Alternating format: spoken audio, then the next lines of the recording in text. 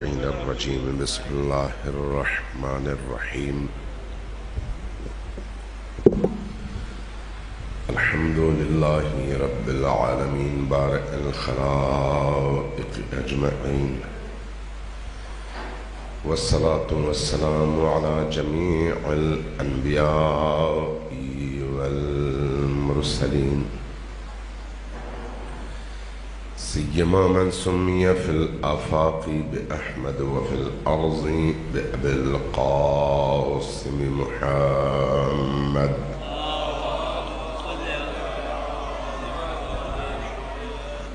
والصلاة والسلام على أولاده الطيبين الطاهرين المعصومين الميامين واللعنة الدائمة على أعدائهم أجمعين من يوم عداوتهم إلى قيام يوم الدين. أما بعد فقد قال رسول الله صلى الله عليه وآله وسلم: إن لقتل الحسين حرارة في قلوب المؤمنين لا تبرد أبدا. صلوات محمد وعلى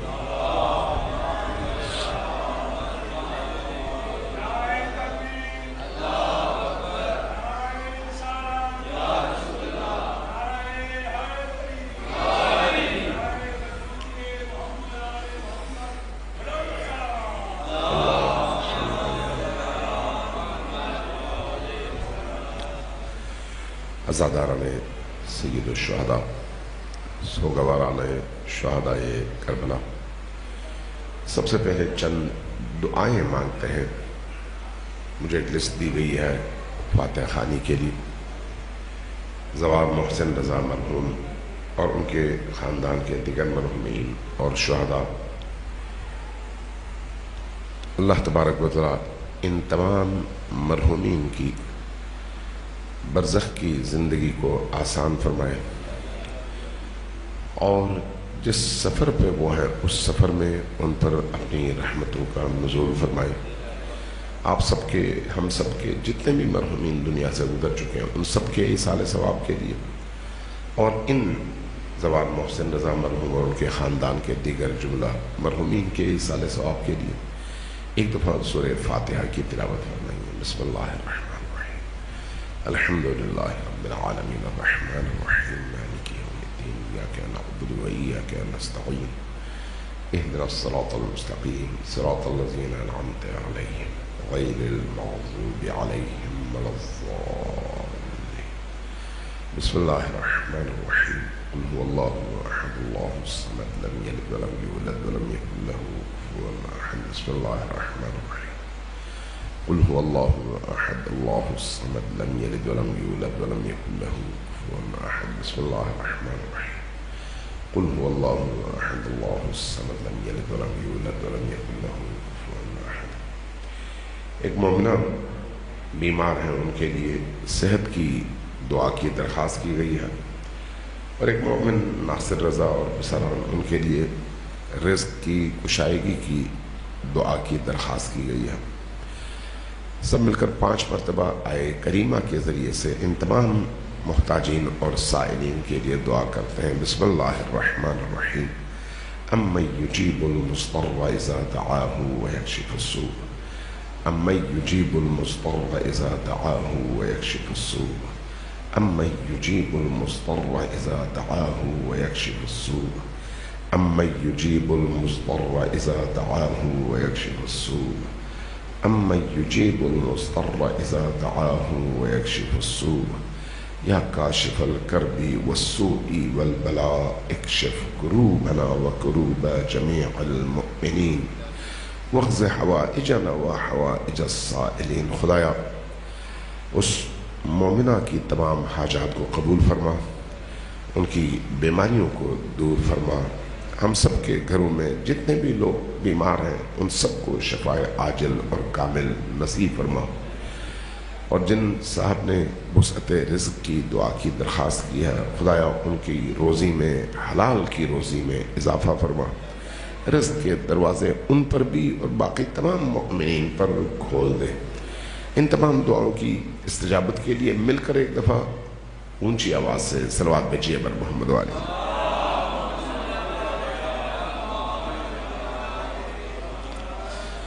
عزیزان گرامی، اللہم صلی علی محمد۔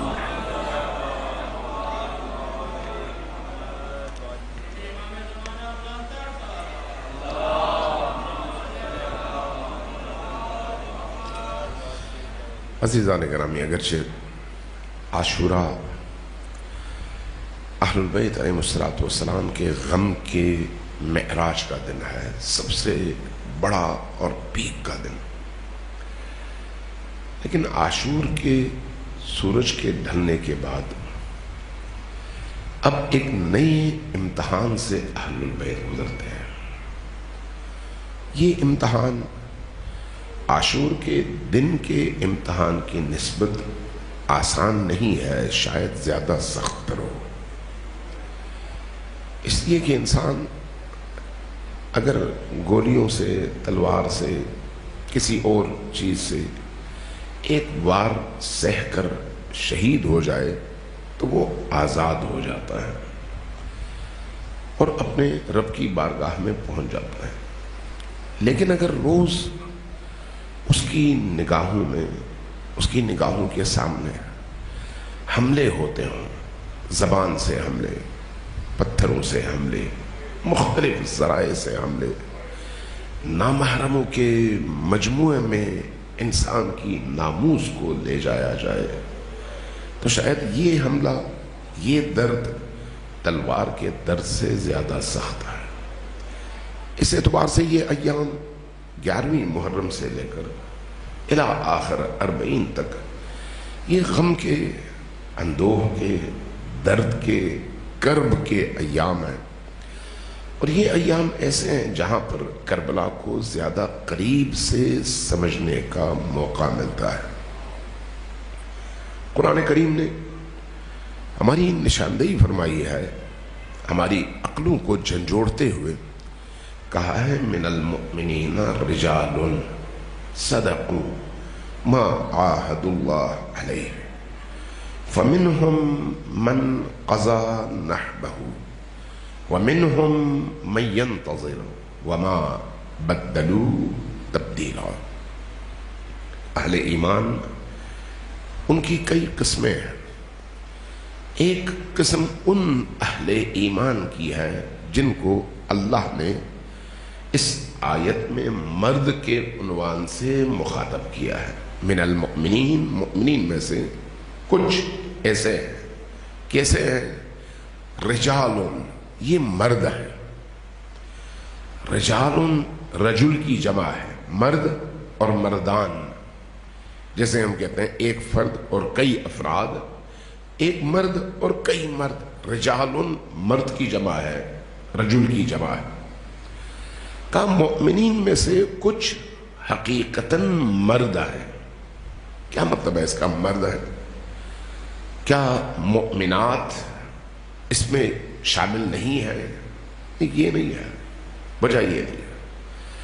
قرآن یہاں پر جنس کی بات نہیں کرتا کہ مؤمن مردوں میں سے کچھ مرد، یہ نہیں کہتا، بلکہ مؤمنین کو قرآن نے تقسیم کر کے مؤمنین کے ایک گروہ کو اپنے صفات کے حوالے سے مردانہ صفات کا حامل قرار دے کر ان کو مرد کہا ہے، چاہے وہ عورت ہی کیوں نہ ہو۔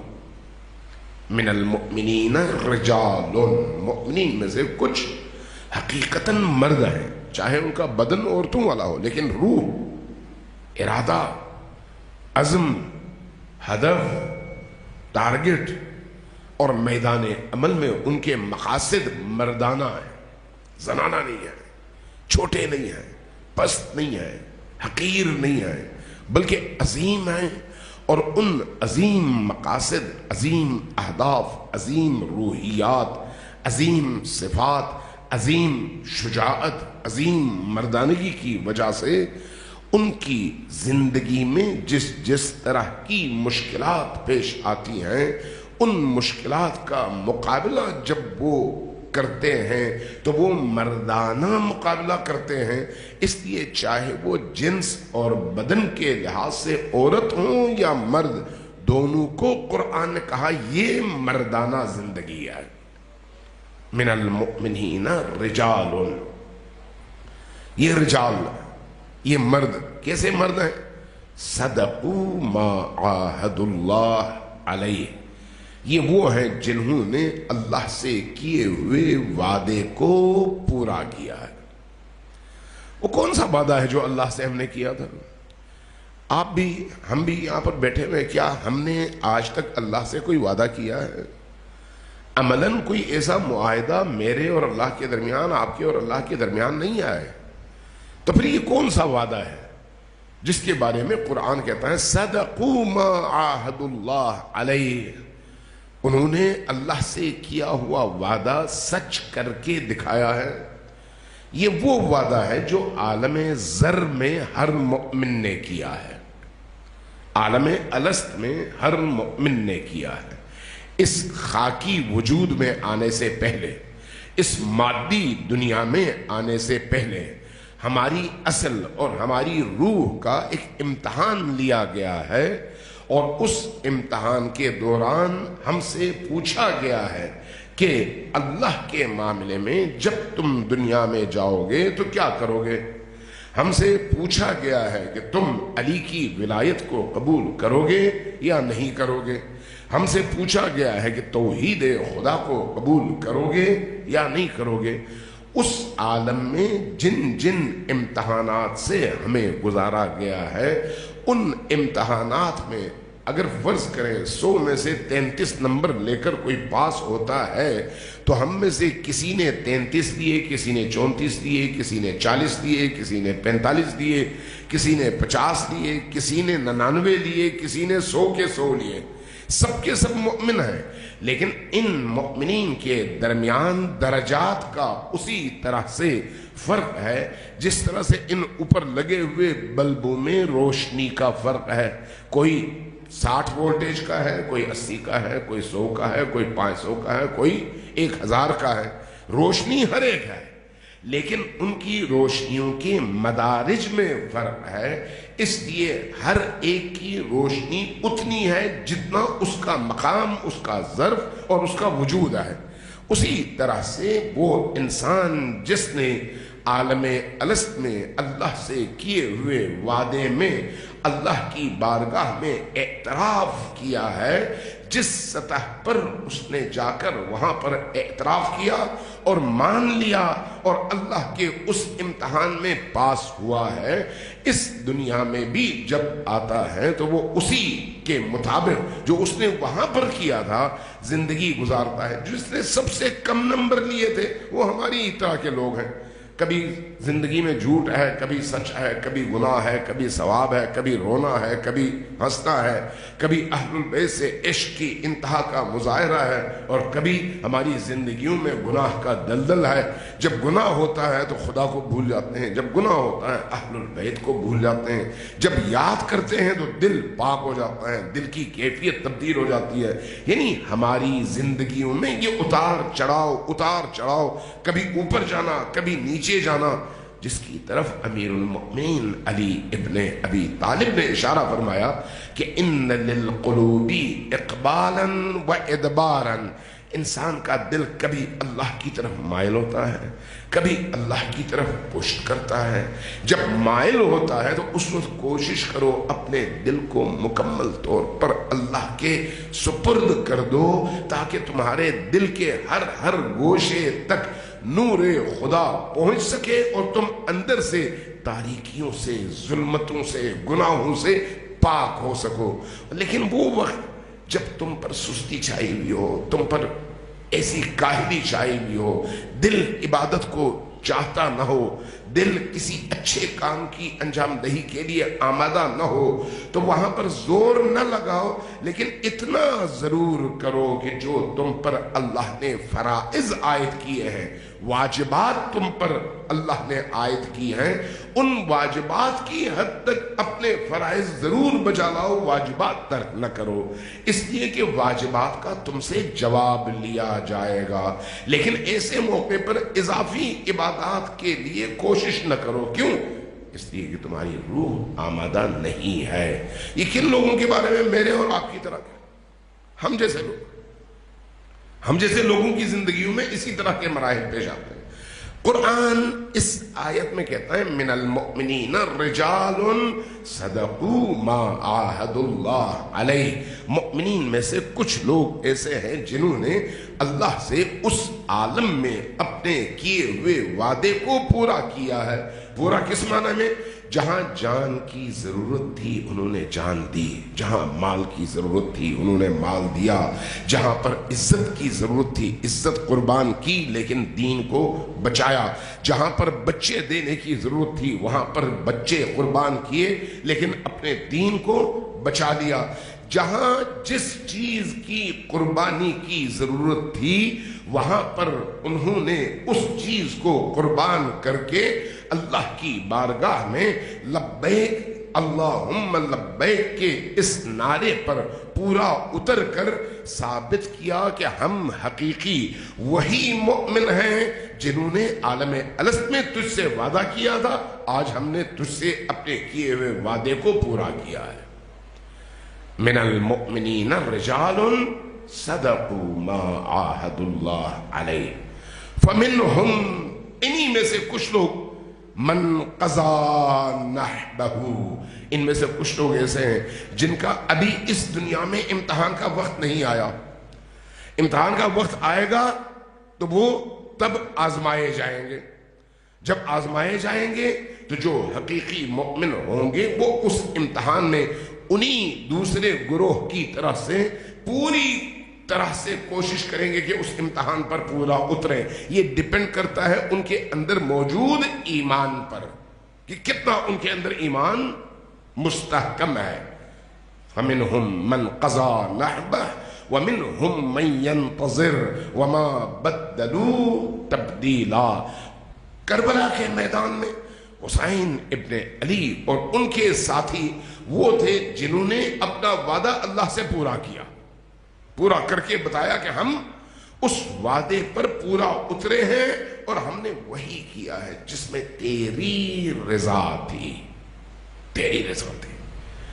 اس لیے حسین ابن علی علیہ السلام وقت آخر جب تمام لوگ شہید ہوئے تو اس کے بعد جب زمین پر تشریف فرما تھے، زخموں سے چور تھے، زندگی کی آخری سانسیں تھیں، خون کے آخری قطرے بھی بہہ چکے تھے، جسم بالکل بے جان ہو چکا تھا، ایک ایسی کیفیت میں اللہ کی بارگاہ میں اپنی پیشانی زمین پر رکھ کر جو جملہ ارشاد فرماتے ہیں وہ کون سا جملہ ہے؟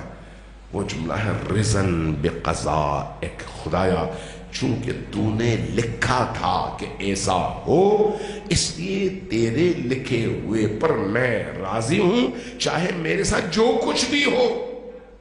رضن بقضائک، یہ توحید کا اعلیٰ ترین مرحلہ ہے کہ انسان اس دنیاوی زندگی میں جو کچھ بھی پیش آتا ہے اگر وہ اس کے اعمال کی وجہ سے نہیں آئے، اس کے جرائم کی وجہ سے نہیں آئے، اس کے گناہوں کی وجہ سے نہیں آئے، بلکہ اللہ کی طرف سے اس کی آزمائش ہے، تو یہاں پر وہ اپنا سب کچھ نچھاور کر کے بھی اندر سے گھبرائے نہیں، اندر سے پریشان نہ ہو، اندر سے مضطرب نہ ہو۔ کیوں؟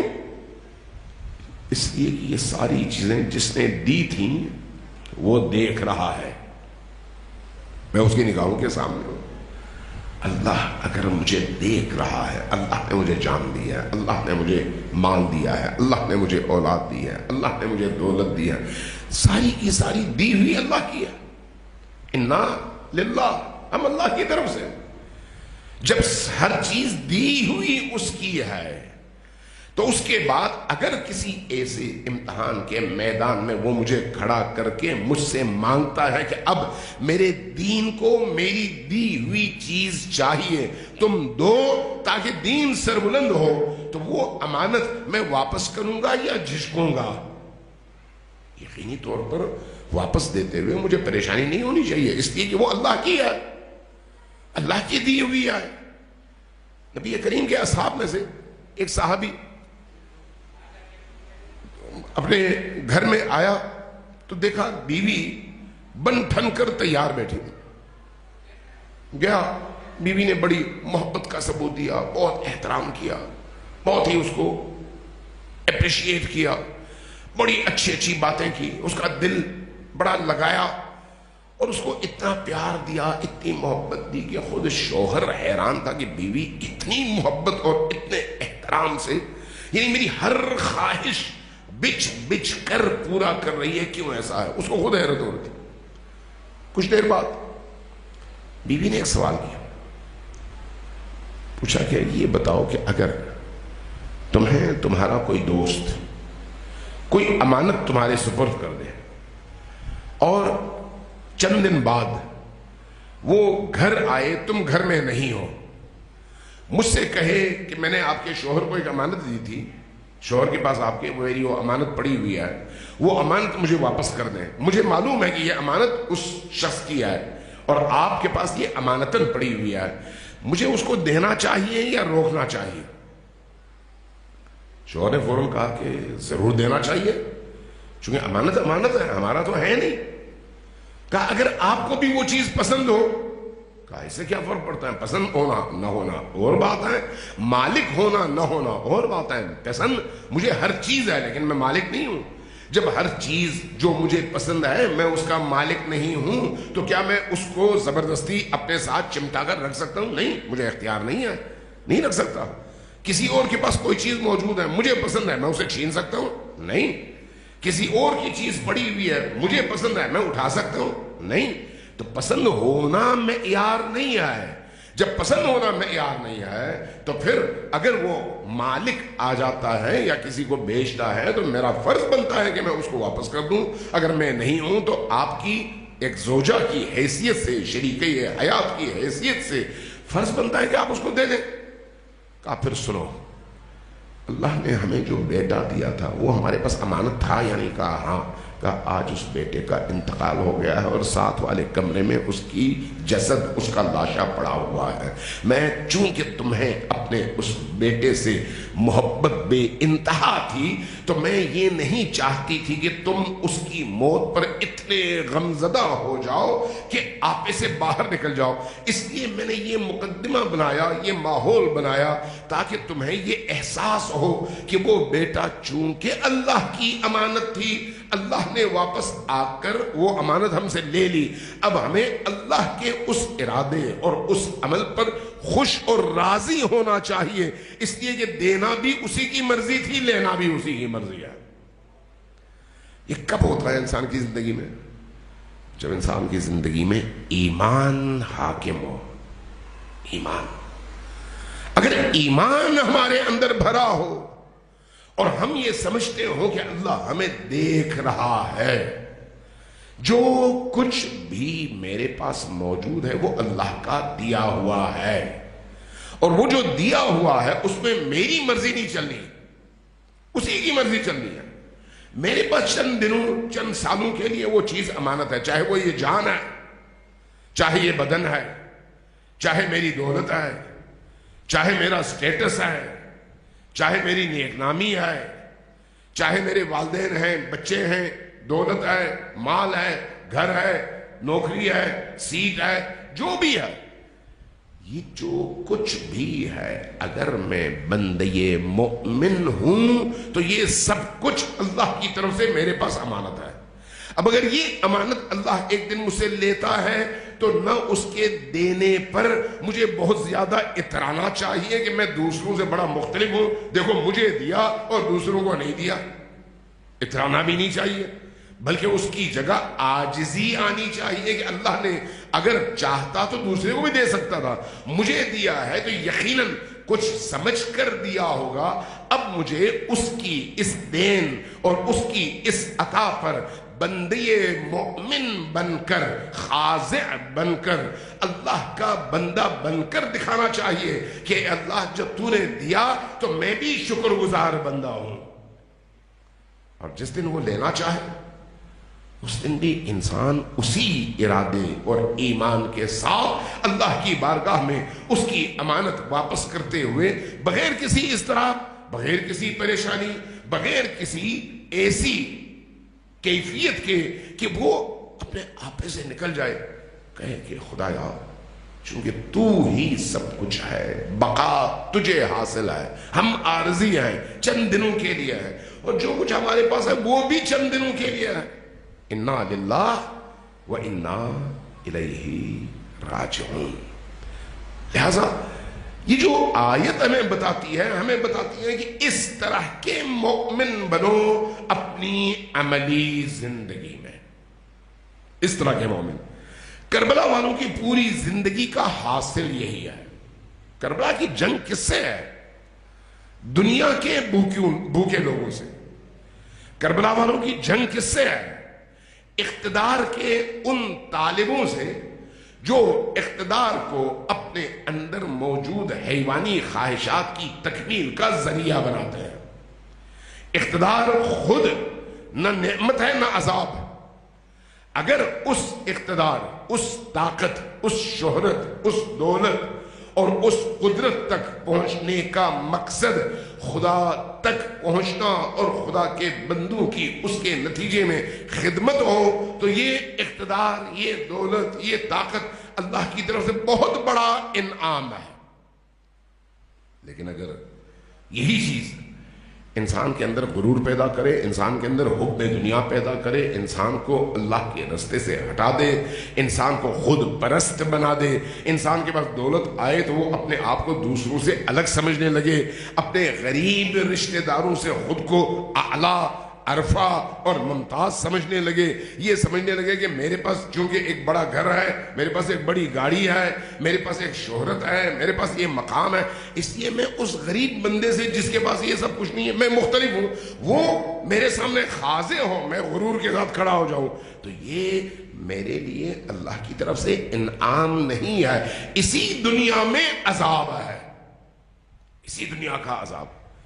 اس لیے اہل البیت علیہ السلام کی جو جنگ ہے، وہ چاہے کربلا کی جنگ ہو، چاہے حسن ابن علی علیہ السلام کی زندگی والی جنگ ہو، چاہے وہ امیر المؤمنین کی ابتدائی 26 سالوں کی زندگی ہو یا اگلے 25 سالوں کی زندگی ہو نبی کریم کے بعد، یہ ساری کی ساری ائمہ کی زندگیاں اسی مقصد کے لیے ہیں کہ انسانوں کو اس شکر گزار بندے میں تبدیل کر سکیں جس کو خدا اپنا عبد کہتے ہوئے، اپنا بندہ کہتے ہوئے خدا فخر محسوس کرے اور کہے دیکھو میرا یہ بندہ کتنا عظیم اور کتنا جلیل القدر بندہ ہے۔ قرآن ہمیں اس طرح کا بندہ بنانا چاہتا ہے، اہل البیت بھی ہمیں اس طرح کے بندوں میں تبدیل ہوتا ہوا دیکھنا چاہتے ہیں۔ کربلا کا بنیادی مقصد بھی اس الہی حکومت اور نظام کے قیام کے ذریعے سے انسانی معاشرے کے اندر عدل اور انصاف کی حکمرانی قائم کر کے انسانوں کو حقیقی معنوں میں انسان بنانا ہے، جو اپنی اس طرح کی زندگیوں میں ان تمام ابلیسی اور شیطانی خواہشات سے پاک ہو کر اللہ کے بندے بن سکیں۔ صلوات دیجیے پر محمد و آل محمد۔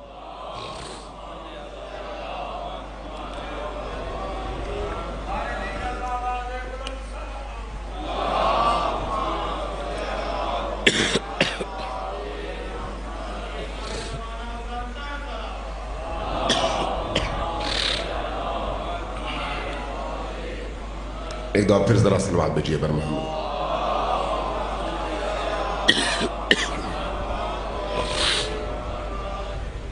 عزیزان میں کربلا کا یہ سارا واقعہ،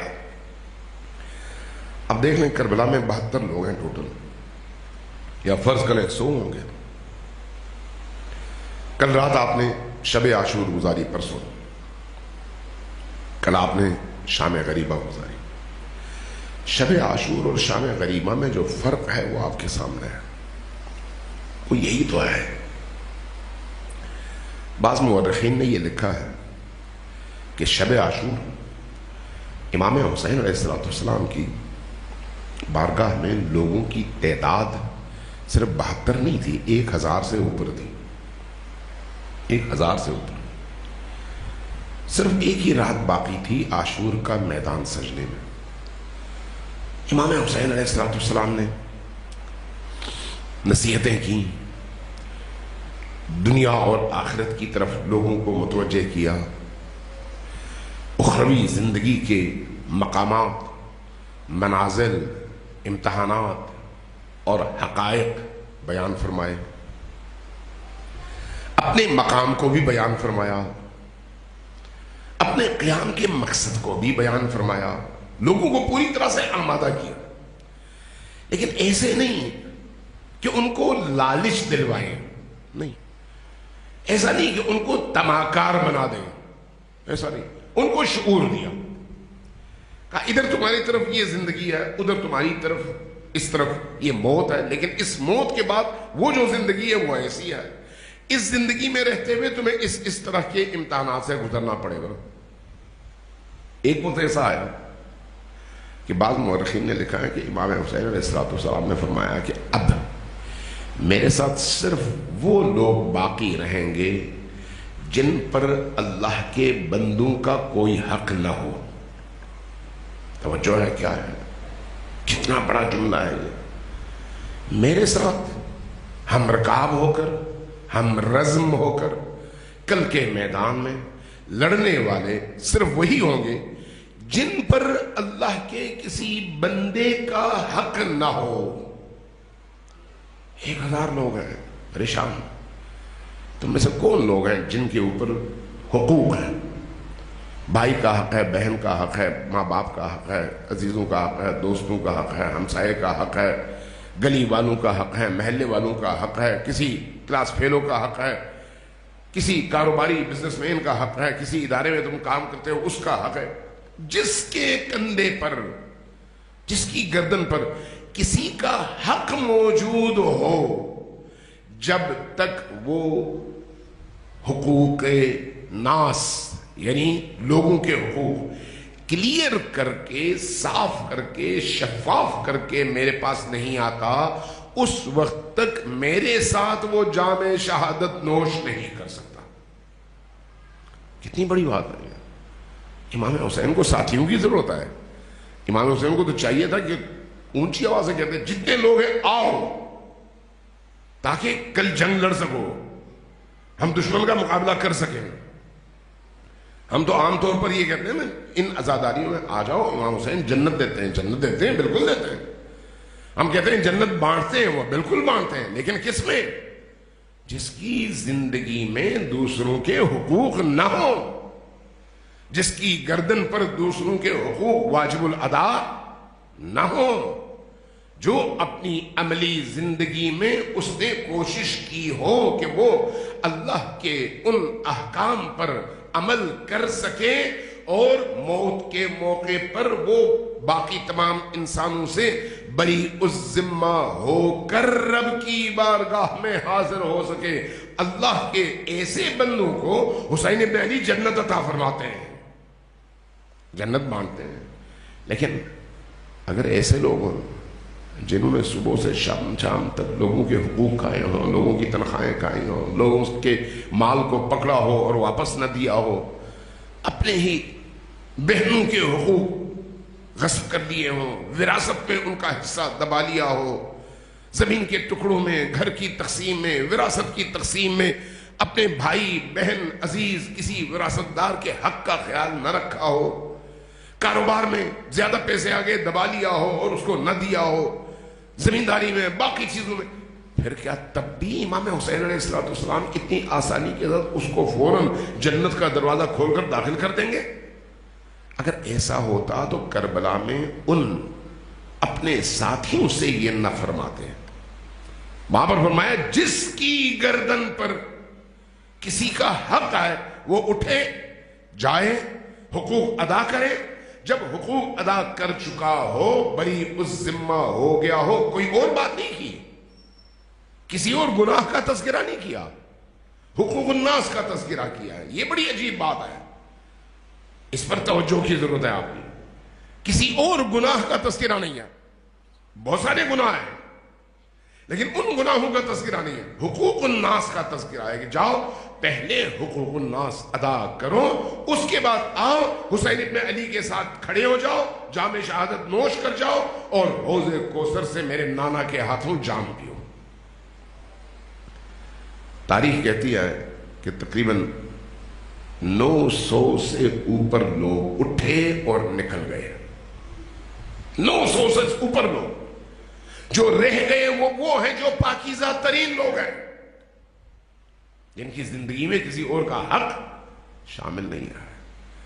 اب یہ جو لوگ بچے، ان کو مخاطب کر کے حسین ابن علی کا لب و لہجہ بدل جاتا ہے، اور میرے جان نثارو، اللہ تبارک و تعالیٰ نے مجھے تم جیسے ساتھی عطا کیے ہیں جو کسی اور کو عطا نہیں کیے۔ اب ان پر حسین ابن علی فخر کرتے ہیں، ان پر ناز کرتے ہیں، ناز۔ اسی طرح جس طرح سے اللہ تبارک و تعالیٰ قرآن کریم میں انسان کی تخلیق پر ناز کرتا ہے۔ آپ نے وہ آیات یقیناً پڑھی ہوں گی، اس کا ترجمے کی حد تک کم از کم اس کو سنا ہوگا کہ جب انسان کو اللہ نے تخلیق کیا، فرشتوں نے انکار کیا، فرشتوں نے کہا کہ خدایا اس کو پیدا کر رہا ہے جو قتل کرے گا، مقاتلہ کرے گا، فساد کرے گا، اس عالم کو تباہ کر دے گا، ایک دوسرے کو ماریں گے، بے گناہوں کا خون بہائیں گے۔ اللہ نے فرمایا کہ انی اعلم ما لا تعلمون، میں وہ جانتا ہوں جو تم نہیں جانتے۔ اور اسی اللہ نے جب کربلا میں حسین جیسے اپنے عبد کو دیکھا یا فرشتوں کو دکھایا، علی جیسے اپنے عبد کو دیکھا، فرشتوں کو دکھایا، تو وہاں پر کیا کہا؟ یہ ہے وہ انسان جس کو میں نے خلق کیا ہے۔ اور وہاں پر ایسے انسانوں کے بارے میں کیا فرمایا؟ تبارک اللہ احسن الخالقین۔ دیکھو میں کتنا عظیم رب ہوں جس کی تخلیق کا شاہکار محمد و آل محمد ہے، محمد و آل محمد، جس کی تخلیق کا شاہکار، یعنی اس سے بڑھ کر تخلیق کا شاہکار خلق ہو نہیں سکتا۔ اس عالم میں محمد و آل محمد سے برتر اور بہتر کوئی ہو نہیں سکتا، اور یہی اللہ کی تخلیق ہے۔ اور اللہ چاہتا ہے کہ جو لوگ محمد و آل محمد کے پیچھے چلیں وہ اس شاہکار تخلیق کا حصہ بن جائیں اور ساتھ چلیں، ساتھ چلیں۔ ایک روایت سنا دوں اگر آپ لوگ تھکے ہوئے نہ ہوں اور گرمی زیادہ نہ لگ رہی ہو تو۔ صلوات بھیجیے بر محمد و آل محمد۔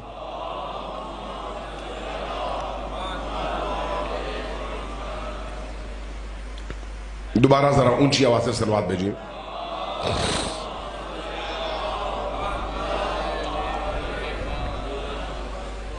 ایک عجیب روایت ہے اور امیر المؤمنین کی غالباً روایت ہے، فرمایا کہ شیعتنا، ہمارے شیعہ کون ہے؟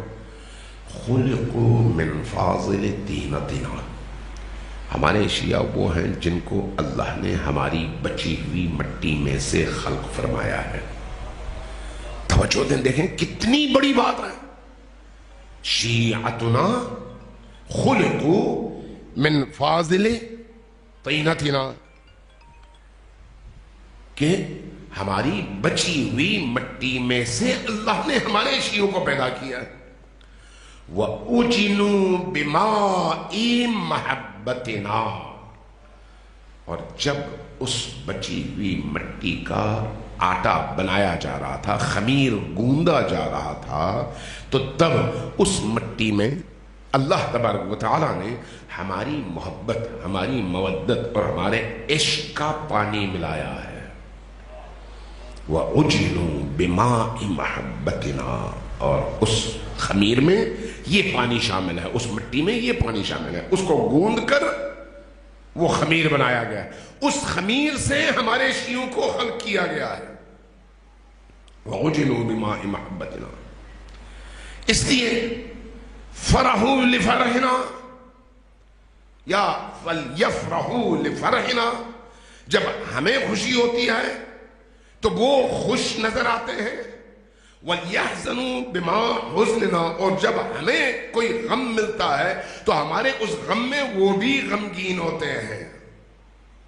یہ جو آپ کی ان ایام میں غم کی کیفیت ہے، اس کی وجہ کیا ہے؟ کسی نے آپ کو پیسے دیے تھے رلانے کے لیے؟ نہیں۔ کسی نے آپ کو یہاں پر بٹھایا تھا کہ تم رو گے تو ڈیلی رونے کے اتنے پیسے میں تمہیں دوں گا؟ نہیں۔ وہ بعض خطبہ اور ذاکر کرتے ہیں، اللہ اور رسول نہیں کرتے۔ یہاں پر آپ کیوں آئے؟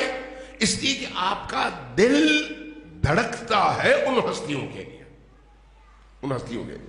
کیوں دھڑکتا ہے؟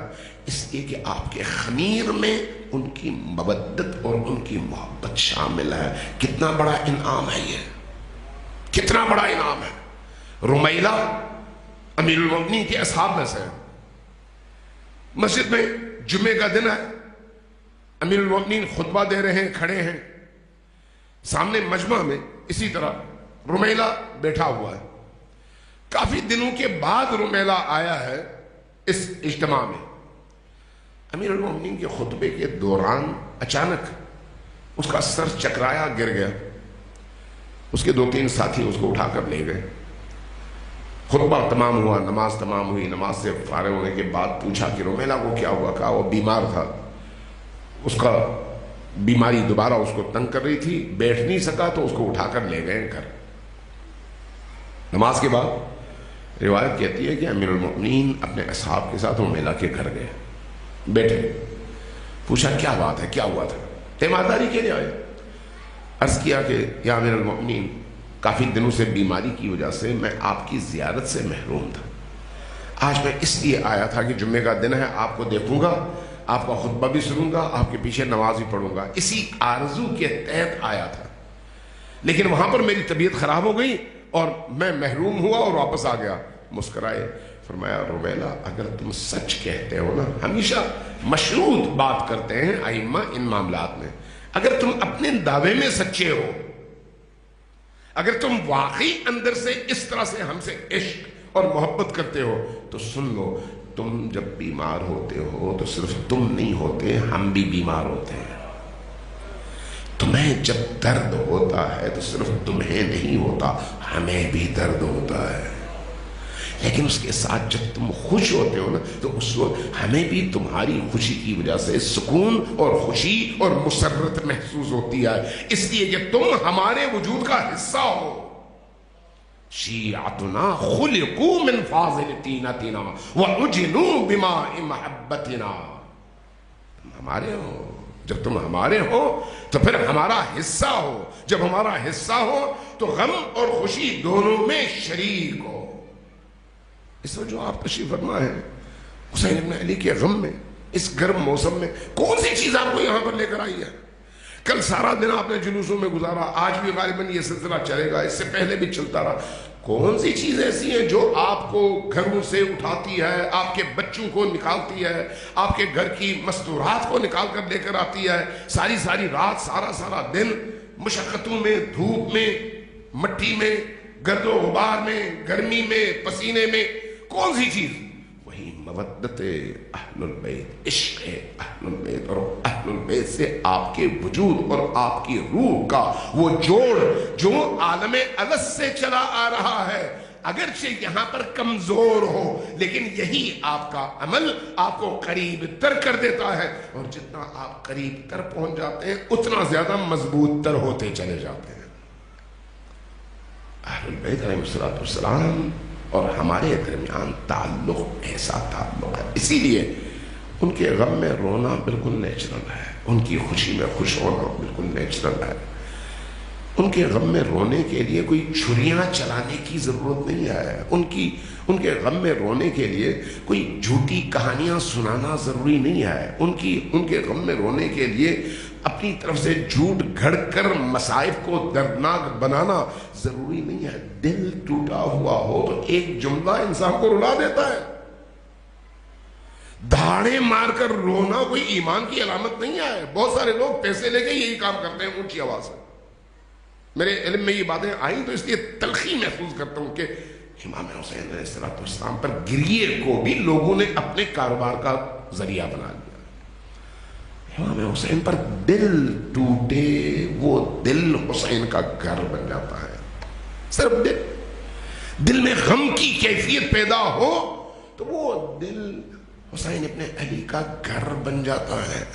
اور جو دل حسین کا گھر بن جائے وہ دل نورانی ہو جاتا ہے. جب وہ دل نورانی ہو جائے تو پھر آنکھوں میں نمی آئے. وہی نمی بعض روایات میں ہے, میں روایات کی بات عرض کر رہا ہوں اپنی طرف سے نہیں, کہ مکھی کا پر کتنا ہوتا ہے؟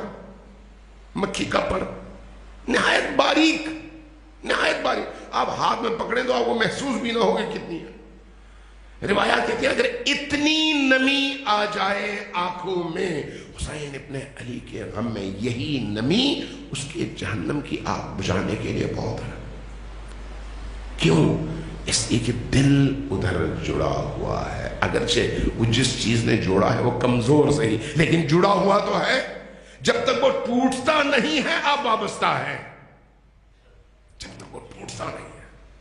اس لیے اس کو ٹوٹنے نہ دیں. اسی طرح سے ذکر کی مجالس, فکر کی مجالس, رونے کی مجالس, سرور کی مجالس, غم کی مجالس, وہ تمام مواقع جہاں پر آپ اہل البیت علیہ السلام کے غم اور خوشی اور تذکرے کے ذریعے سے اس اپنے اور ان کے درمیان موجود اس تعلق, ربط اور رسی کو مضبوط تر کر سکتے ہو, وہاں پر کوتاہی نہ کریں. یہ رسی مضبوط رہے, بہت مضبوط نہ بھی ہو, اتنی رہے کہ ٹوٹے نہیں, تو انسان کی نجات کے لیے یہی رسی کافی ہے. صلوات بھیجیں بر محمد و آل محمد.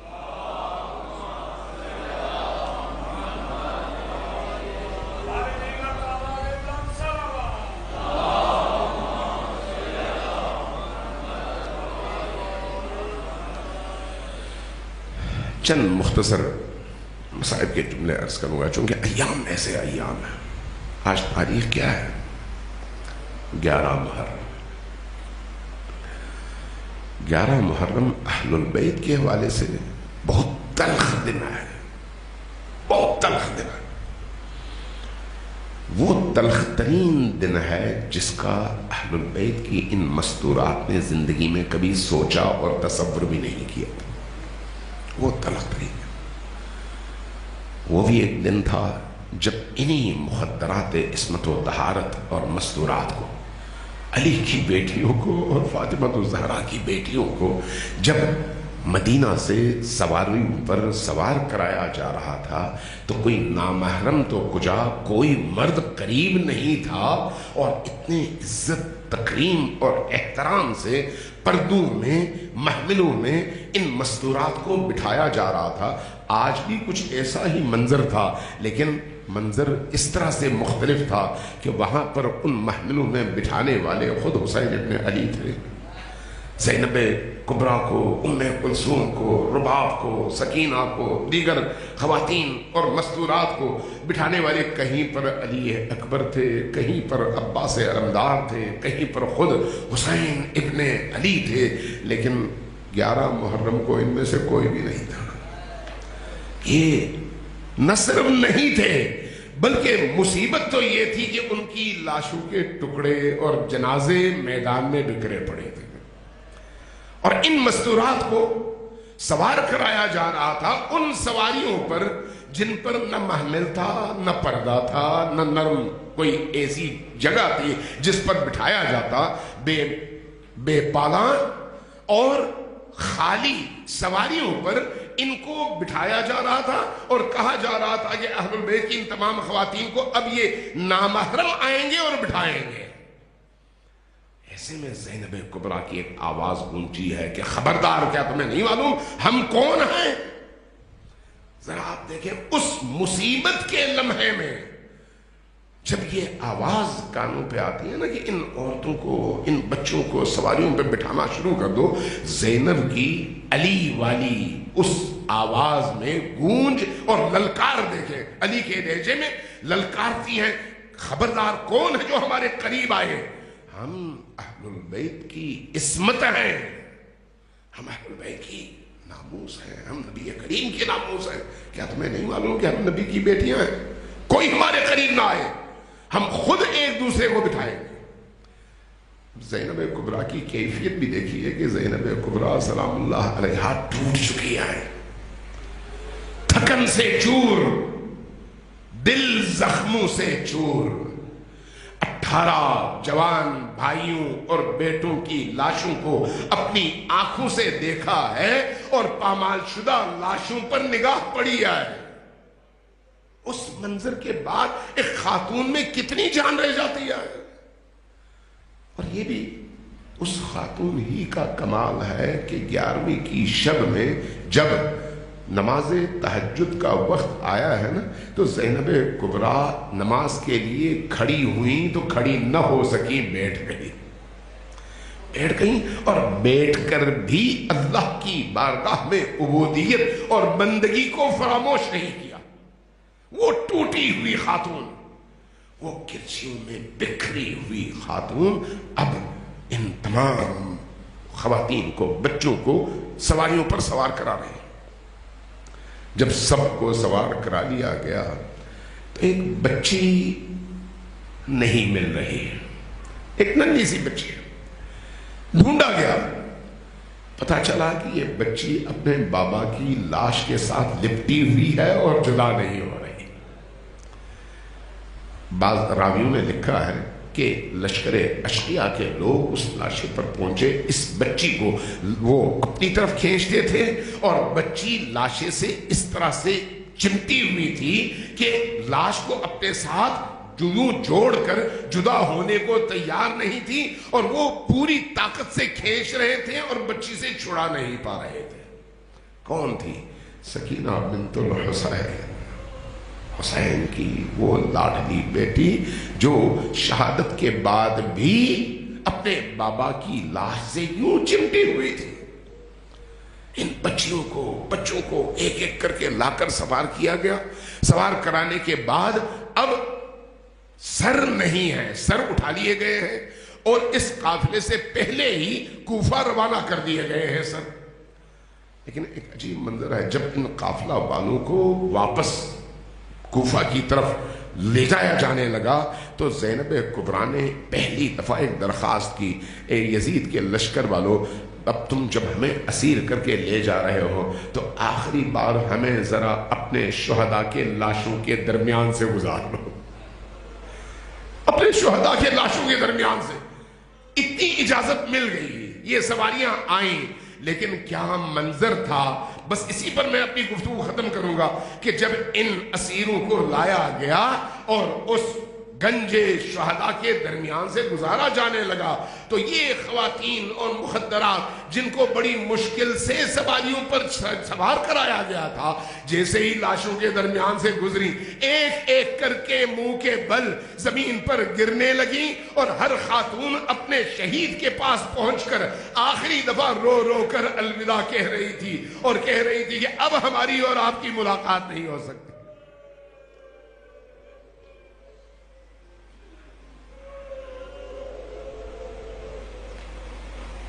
انا للہ و انا الیہ راجعون وسيعلم الذين ظلموا أي منقلب ينقلبون.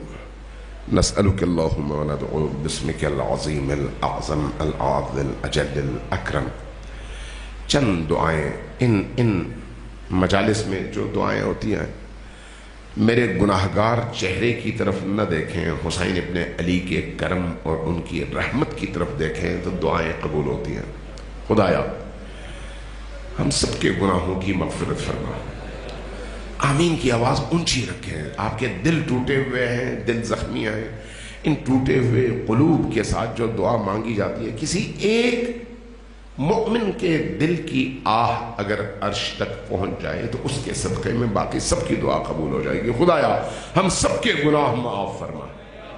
بارلاہ ہمارے قلوب کی اصلاح فرما. بارلاہ ہمیں حسین پر بہانے کے لیے اشک عطا فرما. بارلاہ ہمیں گناہوں پر ہمیشہ نادم رہنا نصیب فرما. بارلاہ ہمیں گناہوں سے نفرت کی توفیق عطا فرما. बाला जब तक हम जिंदा हैं गुनाहों से खुद को बचाने की तौफीक अता फरमा। खुदाया जब तक हम जिंदा हैं हुसैन इब्न अली की राह पर इस्तकामत नसीब फरमा। बाला हमारी जिंदगी का सरमाया जिक्र हुसैन और आखिरत का सरमाया जिक्र हुसैन को करार दे। खुदाया जब तक हम जिंदा हैं हुसैन की राह पर जीना नसीब फरमा। जब मरने लगे हुसैन की राह में सर उठाकर सीना तान कर इरादे के साथ मौत को कबूल करना नसीब फरमा। बाला शहादत से कमतर मौत पर एक गैरतमंद मुमिन राजी नहीं होता। खुदाया तू हम सबको शहादत की उस अजीम मौत से हम किरार फरमा। खुदाया इमाम ज़मा के ज़ुहूर में ताजील फरमा, हमें उनके आवान व अंसार में शुमार फरमा, उनके क़ल्ब मुबारक को हम सबसे राजी फरमा। बाला जो लोग परेशान हाल हैं उनकी परेशानियों को दूर फरमा। जो लोग मुस्तरिब हैं, जिनके घरों में रिज़्क़ और रोज़ी की तंगी है, जिनके रिज़्क़ के दरवाजे बंद हैं, खुदाया तुझे हुसैन इब्न अली का वास्ता, तू चाहे तो किस्मत का हर दरवाज़ा खुलता है। खुदाया उन सब के लिए रिज़्क़ और रोज़ी के दरवाजे खोल दे। खुदाया मादी रिज़्क़ और मानवी रिज़्क़ दोनों के दरवाजे हम पर खोल दे। खुदाया हमारे दिलों को हुसैन की नूरानियत से मुनव्वर फरमा। खुदाया हम सबको इबादात में लज्जत और नूरानियत अता फरमा। वाजिबात की अदायगी और मुहर्रमात से इज्तनाब की तौफीक अता फरमा। जिन जिन अजीजों ने इस इमाम बारगाह के लिए मेहनत की, माजी से लेकर अब तक दुनिया से गुजर गए, उन सब की मग़फ़िरत फरमा। जिन्होंने इसकी खिदमत की है, बेलोस खिदमत की है, उन सब के गुनाहों की मग़फ़िरत फरमा। उन सबको उखरवी अजर अजीम अता फरमा। जो लोग इस वक्त खिदमत कर रहे हैं उनके दिलों में मजीद पाकीज़गी अता फरमा। आपस के इख्तलाफात, रंजिशें, एक दूसरे के लिए कदूरतें और एक दूसरे के लिए बुग़्ज़ व इनाद से हम सबको पाक फरमा। हमारे दिलों को हुसैन इब्न अली के नाम पर एक दूसरे से जोड़ दे। खुदाया ज़माने आखिर है, ज़ुहूर इमाम महदी का दौर है, हम सबको उनके ज़ुहूर के लिए खुद को आमादा करने की तौफीक अता फरमा। खुदाया जब तक हम जिंदा हैं असरे महदवी के लिए दूसरों को भी तैयार करने की तौफीक अता फरमा। बाला हम सब के जितने भी मरहूमीन दुनिया से गुजर चुके हैं उन सब पर अपनी रहमतें नाज़िल फरमा। हमारे माँ बाप, बहन भाई, अजीज अकारिब जितने भी इस वक्त आलम बरज़ख में हैं, बरज़ख की मुश्किलात को उनसे दूर फरमा, उन पर बरज़ख की रहमतें नाजिल फरमा। उन सबको हुसैन इब्न अली के साये में मकाम अता फरमा। रब्बना तक़ब्बल मिन्ना इन्नका अंतस समीउल अलीम बिरहमतिका या अरहमर राहिमीन। सब मिलकर इन तमाम दुआओं की इजाबत के लिए वअज्जिल फ़रजहुम के साथ ऊंची आवाज़ से 3 बार दुरूद भेजिए बर मोहम्मद व आले मोहम्मद।